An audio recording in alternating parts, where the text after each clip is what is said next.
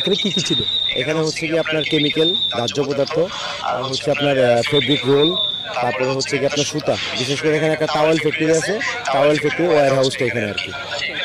কেমিক্যালের godown ছিল। জি, chemical. এখন আপনার উপর সাইড যেটা দেখতেছেন সেটা হচ্ছে আপনার কেমিক্যাল, আর নিচের অংশটুকু এটা হচ্ছে আপনার এই যে গার্মেন্টসের যে ফেব্রিক রোলগুলো এইগুলো জ্বলতেছে আর কি।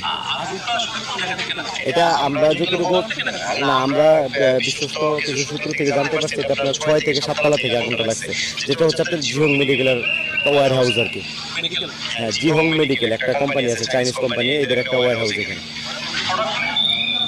এটা আপনার মেডিকেল আইটেম আর কি, ধরেন আপনার অ্যাব্রন, তারপরে হচ্ছে গিয়ে আপনার যে মেডিকেল যে ইনস্ট্রুমেন্টগুলো হয় এগুলো আর কি। যে এই তরিকুল ইসলাম।